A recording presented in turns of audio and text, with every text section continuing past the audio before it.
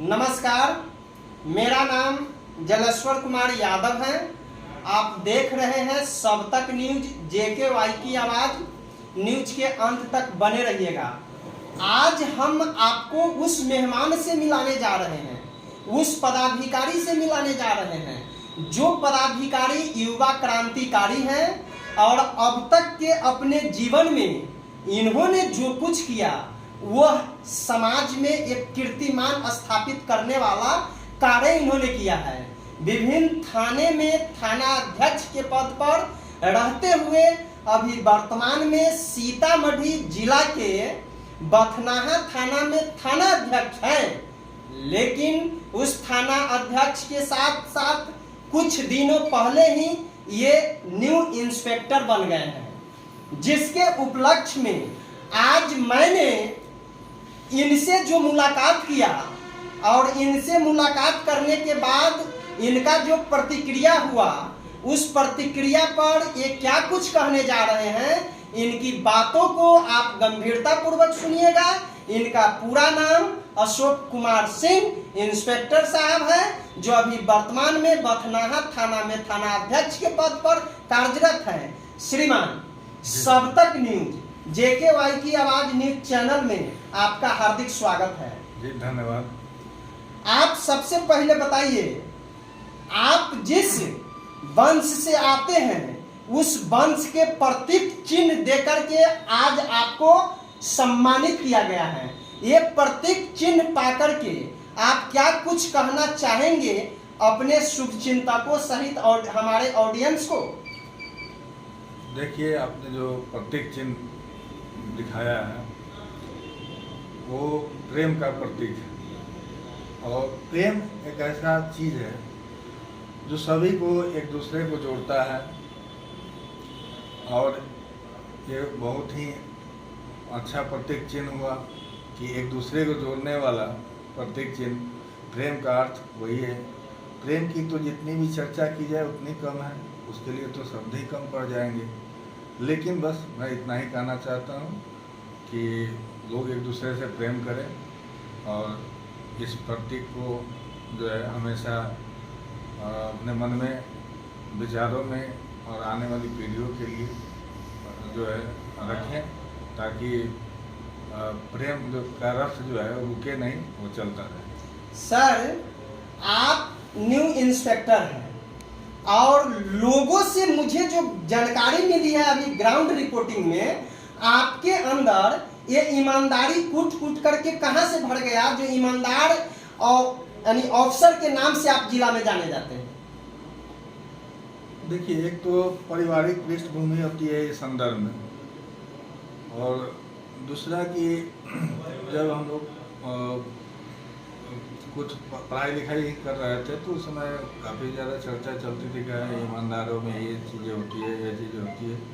तो फिर हमने एक प्रयास किया कि हम लोग भी ईमानदार रहें, और रही कूट कूट करके भरने की। तो विभाग में जब हम आज ज्वाइन किए तो शुरू में पहले थाना में लोगों ने इस संदर्भ में काफ़ी प्रतिक्रियाएं दी कि ईमानदारी की के संदर्भ में काफ़ी प्रतिक्रियाएं दी, और मुझे काफ़ी अच्छा लगा। इसके चलते लोग हमको बहुत प्यार और सम्मान देने लगे, और प्यार और सम्मान देने के कारण जो है मुझे लगा कि नहीं, सबको इसी तरह रहना चाहिए। उस समय हम लोग बिल्कुल नए थे, फर्स्ट पोस्टिंग हुई थी। तो फर्स्ट पोस्टिंग में जो है लगा कि नहीं, लोग वाकई जो है मानते हैं, प्यार करते हैं, सम्मान देते हैं, और ईमानदार अगर आपकी छवि है तो लोगों के बीच पुलिसिंग करना भी आसान होता है, रेपुटेशन बनाना पुलिस का आसान होता है। पुलिस की छवि जब अच्छी होती है तो पुलिसिंग आसान हो जाता है। तो इस संदर्भ में जो है बस हम इतना ही कहना चाहते हैं कि ऐसे भी किसी को भी ईमानदार रहना चाहिए, हर एक आदमी को ईमानदार रहना चाहिए, और हर एक मामले में ईमानदार रहना चाहिए। सर, दूसरा सवाल आपसे हमारा ये है कि जो अब तक की जो सफलता आपने जो पाए हैं, इंस्पेक्टर जो बने हैं, ये चीज कहां से जागृति पैदा हुआ, जिस जागृति के कारण आप आज के तिथि में एक इंस्पेक्टर हैं। हमारा ग्राउंड लेवल जानना चाह रहा है आपके सफलता का राज। आप अपनी सफलता के बारे में हमारे ऑडियंस को, हमारे समाज को, हमारे पूरे देश को बताइए। देखिए, एक चीज़ मैं बताऊंगा तो ये थोड़ा सा सुनने में सेफ्टीपूर्ण लगेगा, लेकिन यहाँ हकीकत यही है कि कुछ लोग कुछ बनना चाहते हैं, कुछ लोग कुछ बनना चाहते हैं, लेकिन मैं अपने जीवन में एक बार थानेदार बनना चाहता था। ये चीज सर, थानेदार की जो सपना आपको किस क्लास में पढ़ रहे थे जो वहां पर आपको दिमाग में सेट हो गया कि जो मुझे थानेदार बनना है एक बार? सेकेंड क्लास में, यानी दूसरा क्लास में थे तो आपने थानेदार बनने को सोच लिए। ये तो बहुत बड़ी बात है भाई। आप अगर अपने बच्चे को 2 क्लास में पढ़ा रहे हो तो उसके अंदर ड्रीम पैदा करने की सख्त जरूरत है। आज एक सक्सेस इंसान बोल रहे हैं कि जो मैं दूसरा क्लास में था तो मैंने सोचा कि जो मुझे अपने जीवन में एक बार थानेदार बनना है, और आज थानेदार नहीं इंस्पेक्टर बन करके अभी आपको अपनी बात बता रहे हैं। हाँ सर, नेक्स्ट बातें। तो उस समय से लगा कुछ हो सकता है टीवी में या कहीं लोगों से सुनने में आया हो या मेरे दिमाग में बस गया। तो एक पुलिस ड्रेस है, एक कपड़ा भी आता था उस समय, तो वो भी मेरे फादर मेरे लिए लाए और वो पहन है। तो उस समय लगा कि नहीं, बनना चाहिए, ठीक है। तो ये इस तरह की चीज़ें आई, लेकिन फिर ये वैकेंसी 2004 में आई। तो उसके पहले जस्ट मैंने ग्रेजुएशन किया ही था। 2003 के लास्ट में ग्रेजुएशन फाइनल हुआ था। 2004 में वैकेंसी आई, फिर हमने इसको अप्लाई किया और अप्लाई करने के बाद इसका जो एग्ज़ाम्स होता है या फिजिकल्स होता है, फिर हमने जो फिजिकल्स जो है सो किए और फिर जो है ये सब करने के बाद जब रिटेन एग्ज़ाम हुआ, फिर हम लोग रिटेन दिया, फिर मेडिकल हुआ, फिर ज्वाइनिंग लेटर आया, फिर हम लोग ज्वाइन किए। और ज्वाइन करने के बाद जो है विभिन्न जिला एवं इकाइयों से होते हुए अभी आपके सीतामढ़ी में कार्यरत हैं और बदनाहा थाना में पिछले करीब 25 महीना से थानेदार के पद पर हैं। अभी तो आप इंस्पेक्टर हैं सर। हाँ, तो अभी पुलिस थानाध्यक्ष में पदस्थापना है। अभी तक कितने थाने में आप थानेदार के पद पर रह चुके हैं? आपके जिले में मेजरगंज, परिहार और बदनाहा थाना में थानाध्यक्ष के पद पर रहे। उसके पूर्व शिवहर जिले में मैं पूर्णैया में पिपराही में थानाध्यक्ष के पद पर रहा हूँ। उसके पूर्व मैं STF में था और STF के पहले मैं मोतिहारी में था। आपकी बहाली किस साल हुई थी? डेट ऑफ ज्वाइनिंग जो है 2000 मतलब कि 2009 में मैंने ज्वाइन किया था। फरवरी में 2009 में हम लोग की ज्वाइनिंग हुई थी। तो एक प्रक्रिया है, प्रक्रिया में जो डेट आता है उसके अनुसार हम लोग ज्वाइनिंग करते हैं। हमारा ग्राउंड रिपोर्टिंग बता रहा है कि जो ऐसे क्रांतिकारी इंस्पेक्टर को DSP के पद पर होना चाहिए। आप क्या कहना चाहेंगे उस शुभचिंतकों को? देखिए, मैं तो बहाल हुआ था तो सब इंस्पेक्टर में जानबूझकर बहाल हुआ था। तो ये तो सरकार की प्रक्रिया है कि अभी मैं पुलिस निरीक्षक के पद पर पदस्थापित हूँ। और ये जो है सो गवर्नमेंट का जो सिस्टम है या पदोन्नति का जो सिस्टम है उसके अनुसार जो अगर पदोन्नति आएगा तो फिर DSP में भी प्रमोशन भविष्य में हो सकता है। लेकिन अभी तो हमको यही मान के चलना होगा कि अभी हम पुलिस निरीक्षक हैं और हमको यही काम करना चाहिए। कितने हैं? आपका स्थान उसमें कहाँ है? हम 6ठे नंबर पर हैं। भाई बहनों की कुल संख्या हमारे परिवार में 10 है, ठीक है। हम 6ठे नंबर पर। आपके पिताश्री किस पेशा से आते थे? मेरे पिताश्री जो है शुगर फैक्ट्री में एक अच्छे पद पर पदस्थापित थे। आपसे जो बड़े भाई लोग हैं या छोटे भाई, आपसे छोटे भी है भाई? हाँ, छोटे बड़े और छोटे वो लोग सर्विस में है या किसी निजी कंपनी में? नहीं, सर्विस में लोग नहीं है।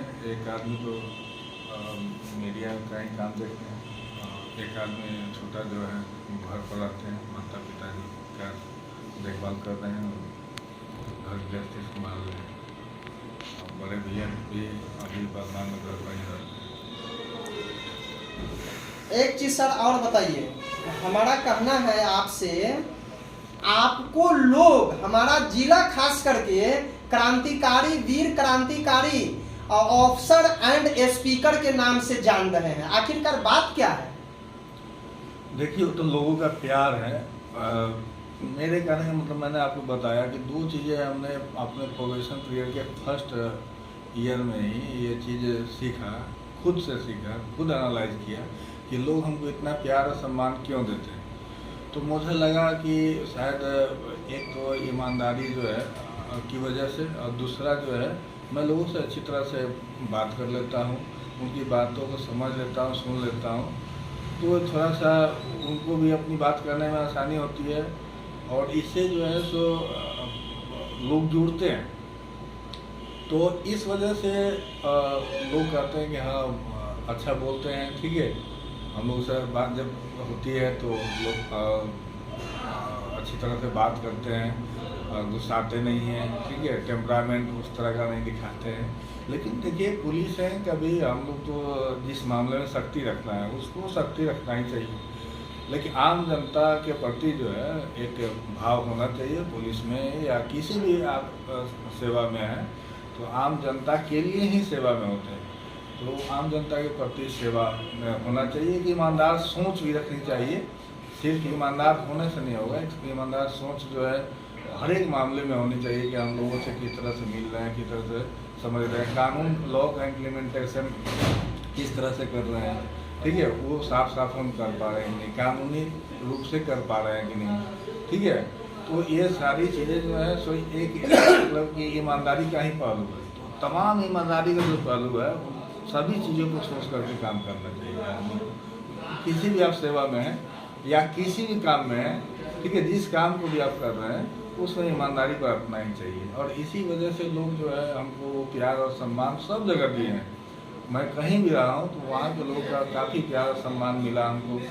और आज भी वैसे क्षेत्र में जब हम उधर से गुजरते हैं जहाँ पर निकल गए हैं, वहाँ से काम कर चुके हैं, तो लोग जान जाते हैं तो वहाँ आज भी हमको जो है सो रोकते हैं और वही सम्मान देते हैं, उससे ज़्यादा सम्मान देते हैं और हमको बहुत अच्छा लगता है।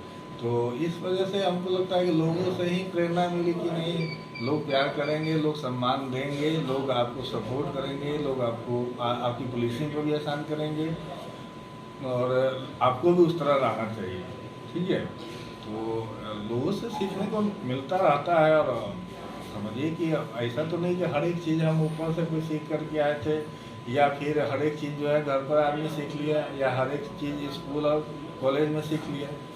कुछ चीज़ें प्रैक्टिकली भी सीखी जाती है और समय समय पर सीखते हैं लोग। तो जितना समय बीतता है उतना सीखने को मिलता है और जैसे लोग मिलते हैं वैसे सीखने को मौका मिलता है। पुलिसिंग बहुत ही टफ वर्क है, ठीक है, लेकिन इसको जो है लोगों आम जनता के सहयोग से और सही पुलिसिंग से, सही पुलिसिंग लॉफुल पुलिसिंग जो है उसके माध्यम से हम उसको आसान बना सकते हैं, लोगों का प्यार और सम्मान भी प्राप्त कर सकते हैं। आखिरकार बात क्या है, जो अदर थाना अध्यक्ष या चाहे एसआई हो या इंस्पेक्टर हो, उनको क्षेत्र में जाने के बाद जितना जो है अपराधियों में हड़कंप नहीं मचता है, उससे ज़्यादा आप जिस क्षेत्र में अपना पैर रखते हैं तो अपराधियों में अपराधी समझता है जब हमारा जीना मुहाल हो गया है। आखिरकार ये क्या आप में कुछ ऐसा चीज़ है जो अपराधी भागता है आपको नाम सुनकर? देखिए, अब ये तो आपका मानना है, आपका प्यार और सम्मान बोल रहा है, तो इसमें तो मैं क्या कर सकता हूँ, लेकिन छवि जो है सो बहुत मायने रखती है इसमें निसंदेह। और पुलिसिंग जो मैंने अब बताया आपको कि पुलिसिंग के कई पहलू हैं कि जैसे गलत लोग हैं तो उनके साथ किस तरह से पेश आना है, ठीक है, और उनका जो कार्रवाइयाँ करनी है तो किस तरह से कार्रवाइयाँ करनी है, रेगुलर कार्रवाइयाँ हो रही है कि नहीं, ये भी देखना है, उनका सर्विलांस हो रहा है कि नहीं, ठीक है। तो वैसे अपराधकर्मी की सक्रियता कम हो जाती है। जाहिर सी बात है कि अगर उस पर आप लगातार दबिश बना रहे हैं, लगातार जो है उसको जो है उसका सर्विलांस कर रहे हैं, लोगों से इंफॉर्मेशन आपके छवि के वजह से ज़्यादा मिलेगा। इसमें निसंदेह अगर आपकी छवि अच्छी है तो लोगों का इंफॉर्मेशन भी आपको समय समय पर मिलेगा और अच्छे लोगों का मिलेगा। आपको पता नहीं चलेगा कि कौन सा आदमी है, ठीक है, या कोई पता करने का भी प्रयास नहीं करेगा कि कौन सा आदमी दे रहा है। इतना सूचना मिलेगा तो फिर मत पूछिए, लेकिन उसके लिए आपकी छवि का होना बहुत ज़रूरी है।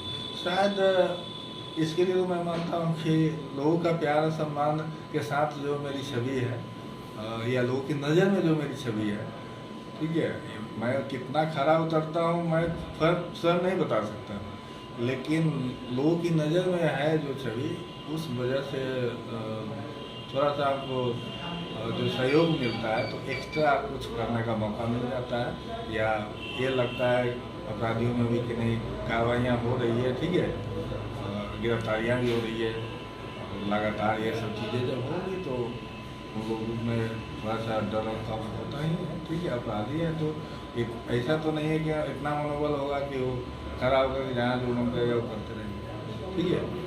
तो इसलिए लोगों का प्यार सम्मान और पुलिस की छवि इसके लिए जो है होती है। सर एक चीज बताइए, आप मैट्रिकुलेशन किस साल में किए थे? 1997। उसके बाद ग्रेजुएशन आपका 2003 में 2000 फाइनल ग्रेजुएशन। किस सब्जेक्ट से आप ग्रेजुएशन किए? मैं हिस्ट्री से किया, हिस्ट्री ऑनर्स। ये हालांकि मैं बताना नहीं चाहता था। नहीं बिल्कुल सर क्योंकि मुझे जो जानने वाले लोग हैं वो ये अभी भी वो लोग भी नहीं जानते हैं कि मैं किस सब्जेक्ट से किया हूँ, ठीक है, क्योंकि मेरा हर एक सब्जेक्ट में उतनी ही रुचि रही है और जब भी मैं किसी भी विषय को पढ़ता हूँ तो उसको गंभीरता से लेता हूँ, उसको अक्षर पर काम करके मैं पढ़ना चाहता हूँ, ठीक है। यानी सबसे ज़्यादा रुचि आपको किस सब्जेक्ट में?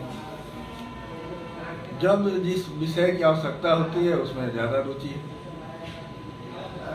हमारा ग्राउंड लेवल पर जो लोग अभी तैयारी कर रहे हैं बीपीएससी का, उसको किस तरह से तैयारी करना चाहिए? देखिए, तैयारी करने के लिए तो शुरू से ही अक्षर पर काम करना चाहिए। किस क्लास से?